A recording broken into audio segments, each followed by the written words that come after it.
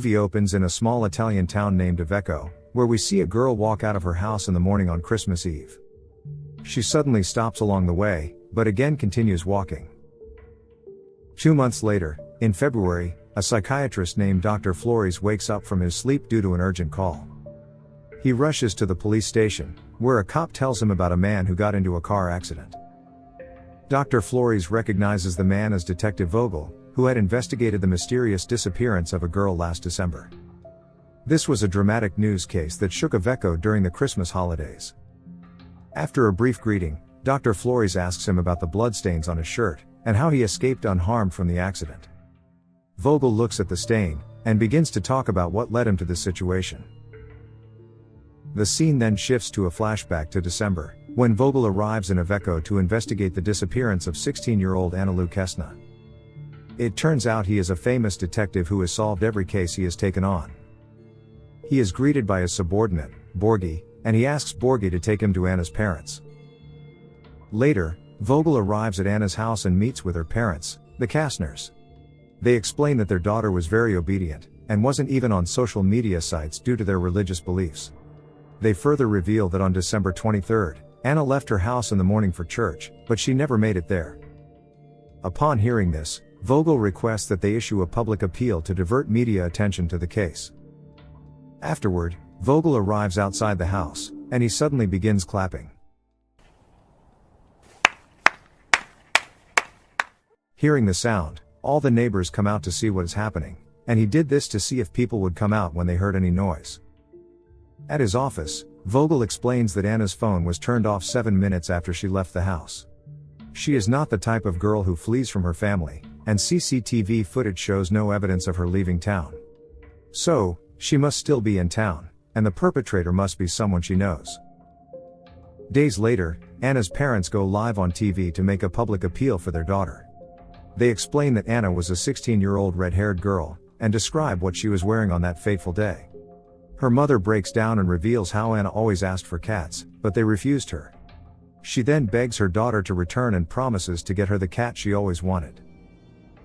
As days pass, Vogel and his team persist in their investigation, but there is still no progress. Since it is a small town, their resources are limited, and they lack enough employees. So, Vogel asks his team to wear white uniforms, and sends them to investigate a random location in the town. The media mistakes them for forensic officials, and this news spreads rapidly. As the case gains popularity, Vogel is provided with all the necessary resources, and his small office is soon filled with numerous investigators. One morning, Anna's father visits Vogel's office, and reveals that his wife found their daughter's diary while cleaning up the room. Inside the diary, Vogel notices a picture of Anna with her best friend, Priscilla. Here the father admits he did something he's still embarrassed about. Finding Priscilla's number on his daughter's phone, he constantly called her and remained silent. He doesn't know why he did that, so Vogel advises him to forget about it and return home to his family. Later that evening, Vogel secretly meets up with a journalist named Stella to discuss the case. He hands her Anna's diary, and upon reading it, Stella realizes that it is very well written. She explains that Anna likely knew her parents would read it, so she only wrote nice things. Stella then urges him to find the real diary to discover the truth. And so, Vogel asks her to help him make this case famous, in exchange for exclusive information for her news channel. Stella will anonymously place a stuffed kitten in front of Anna's house. She then reports this in the news, and people begin gathering at the house with candles to pay their respects. The police officers keep a close eye on all the people, because there's a possibility the criminal might come here too. Amidst the crowd, a suspicious teenage boy secretly takes a picture, and picks up the stuffed kitten before leaving. An officer notices this and tries to intervene, but Vogel stops her, suggesting they avoid creating a scene while the media is still present. The next evening, Vogel receives a call from Borghi, who tells him that the suspicious teenage guy from earlier, Mattia, goes to the same school as Anna.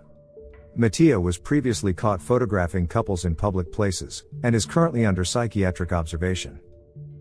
Following this, Vogel informs Stella that something might happen today, and he's giving Stella a 25-minute head start before the competitors. He then breaks into Mattia's house, and after snooping for a while, finds a video on his laptop featuring Anna. Just then, Mattia shows up and is horrified to see the cop, so Vogel assures him that he wanted to help Mattia become famous. He asks Mattia to lead him to Anna, and promises he'll have all the attention he deserves. So, Mattia silently shows Vogel another video of Anna. It becomes clear that this guy is obsessed with her and has been following her for a while. Here, Vogel notices a suspicious SUV showing up over and over in the video. The scene then takes us a few weeks earlier, where we meet Professor Loris, who works as an English teacher at Anna's school. One day after class, Anna's best friend, Priscilla, approaches him and begins flirting with him. She asks him to teach her acting lessons, as she has found out that he used to be in the theater club. Loris tries to refuse, but she is persistent and gives him her number anyway.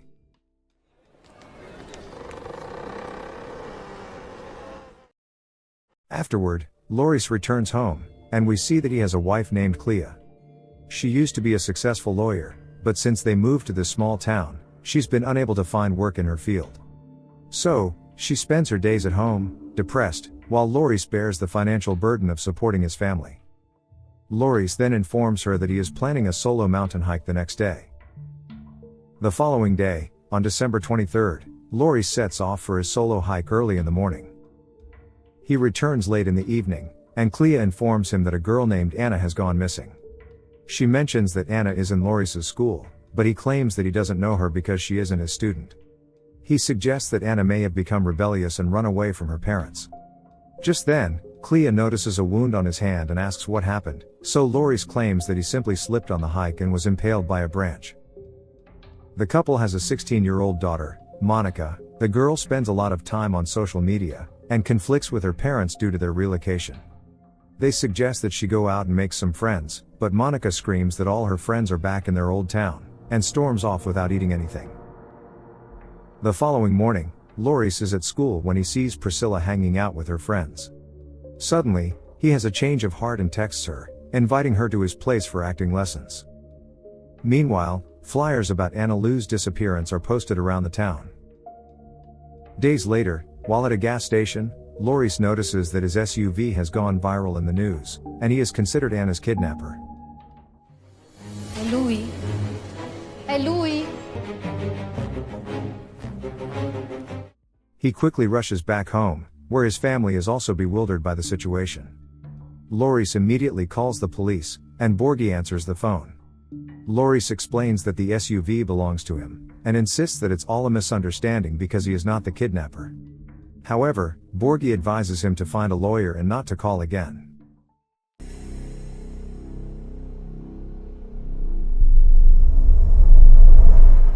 The following morning, Loris decides to head to the police station to clear up the misunderstanding. But as he leaves his house, he finds himself surrounded by a crowd of journalists demanding to know if he's the culprit. A car pulls up and a man asks him to get in. Once inside, the man introduces himself as a lawyer named Giorgio. He advises Loris against going to the police, explaining that if the video were solid evidence, he would have been arrested already. He clarifies that it is Vogel who is trying to break him through media pressure. Giorgio offers to represent him, but Loris replies that he doesn't have much money and promises to discuss it with his wife first. In the evening, Borghi and some other cops arrive at Loris's house to collect his DNA sample. Loris cooperates, and allows them to do their job.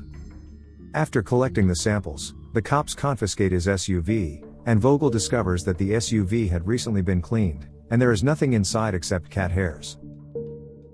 He then goes to see Anna's mother, who seems to have lost her mind after everything she has been through. She cannot believe that a school teacher would hurt Anna, and asks Vogel if this is true.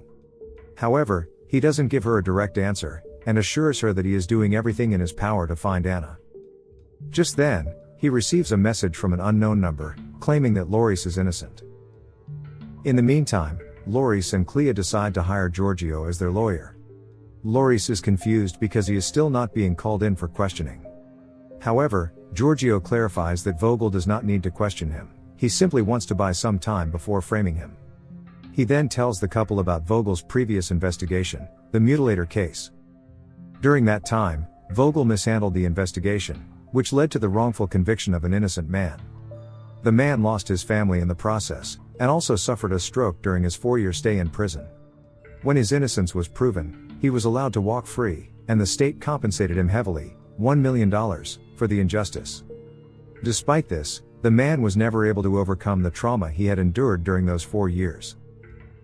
In the next scene, Priscilla appears on TV for an interview, pretending to be modest. While crying, she claims that Loris texted her and invited her to his place. Watching the interview, Clea becomes furious and gets into an argument with her husband. Loris insists that Priscilla is lying. He genuinely called Priscilla for acting lessons and nothing more. Unbeknownst to them, Vogel has tapped their house and is listening to their conversation. As a result, Clea declares that she is leaving the house with Monica.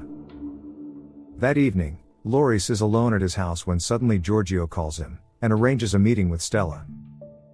Loris goes to the given address, and Stella tells him that she knows everything about him. She reveals how his wife cheated on him a few months ago, which is why they moved here. Stella explains that he can't win, because people and the police have already labeled him as a monster. So, she offers him a paid interview to tell his side of the story. She claims that he will be useless after he goes to jail, so he can make some money now. However, Loris declines her offer and departs. In the meantime, Vogel continues to receive anonymous messages, stating Loris is innocent. He asks Stella if she's playing sick games by sending him texts, but she has no idea what he's talking about. The following day, Vogel arranges a meeting with Loris. He gives Loris one last chance to prove that he is innocent. Vogel explains that Loris has no alibi for that day, and his wound also seems suspicious. Furthermore, cat hair was found inside his SUV, although his family doesn't have a cat. Vogel suspects that the kidnapper used the cat as bait to attract Anna and kidnap her. He warns Loris that if he finds the cat, it will be over for him, and he will go to jail.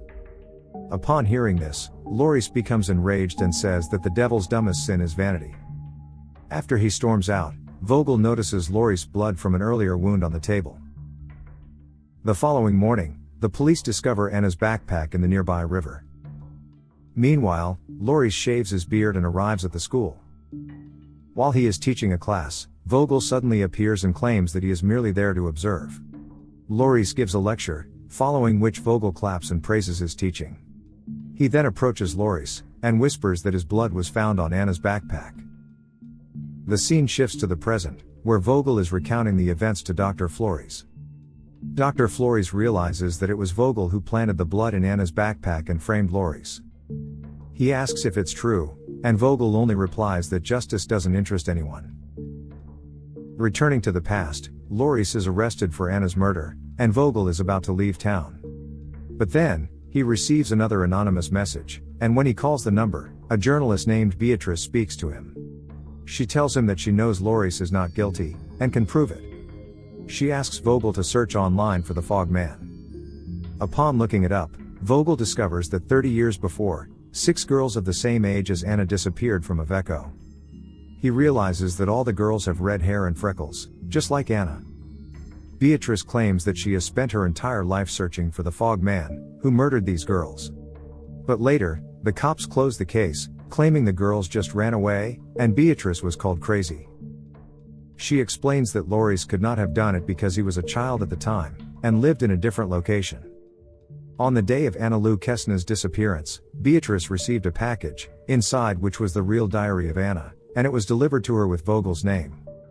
When Vogel asks what she wants in return, she responds that she just wants justice. Afterward, Vogel starts reading Anna's diary, and discovers that she met a guy named Oliver during summer vacation and fell in love with him. As a symbol of their love, she drew the letter O on her wrist with a pen. Vogel also finds a photo addressed to him, showing a location in the forest. He goes to that place, and begins digging, until he finds a package with a video cassette inside. Upon returning home, Vogel plays the video, and sees a mysterious man holding an old postcard from a hotel in the area, which has been closed for some time. Next to him is Anna Lou, who is unconscious. Shocked, Vogel decides to visit the abandoned hotel where the video was shot. He believes that this one case also turned out to be a failure, so the frustrated Vogel proceeds to destroy the VHS so that no one will know about it. But then, he is startled by the arrival of Stella with a whole camera crew, who accuses him of destroying evidence. After the incident, Vogel loses credibility once again and is fired. Meanwhile, Loris is released from prison, and acclaimed as a hero. His family also comes back to him, and they reconcile. Giorgio suggests that Laurie sue the police for falsely accusing him, and that he could receive huge compensation. Furthermore, a publishing house also wants to write a book on his story, and many news channels are offering him paid interviews. To try to redeem himself in the eyes of the public, Vogel decides to participate in an interview with Laurie to make amends on live television. However, when he shows up for the interview, he notices a small letter O drawn on Laurie's wrist. It is the same one Anna mentioned in her secret diary, which was drawn in memory of Oliver. Through a series of flashbacks, we learn that Laurie was frustrated by his inability to support his family. When he learned about the mutilator case, he saw it as an opportunity to make a huge amount of money. He also read about the Fog Man, responsible for the disappearance of 6 girls. Therefore, Laurie devised a plan to frame himself for murder, while ensuring there was evidence of his innocence. After this, Laurie targeted Anna because she resembled the earlier victims of the Fog Man with her red hair and freckles. He followed her for a few days, learning about her routine and preferences. On December 23, as she was leaving for church, she saw the teacher trying to catch a cat. Seeing this, Anna agreed to help him. Caso hai visto un grosso gatto rosso e marrone da queste parti? Io la conosco, lei insegna nella mia scuola.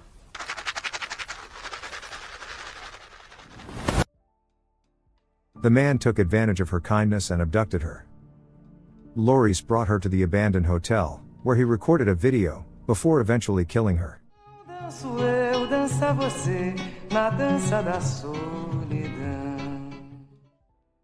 In the present, Vogel confesses to Dr. Flores that he felt the cops wouldn't help, so he took matters into his own hands. Dr. Flores suspects that after the live broadcast, Vogel pursued and then eliminated Laurie. He immediately calls the police to inform them of the situation. Moments later, they enter the room and arrest Vogel for the crime. Seeing one fish sculpture on the wall, Vogel remarks that Flores might be the kind of man who only catches one kind of fish. In the final scene, Dr. Flores returns home, and heads straight to his basement. He arranges some boxes, and carefully selects one to place on a bench. Inside the box, we see 6 strands of red hair. It is at this point that we realize that the infamous Fog Man, who murdered 6 girls, 30 years ago, is none other than Dr. Flores.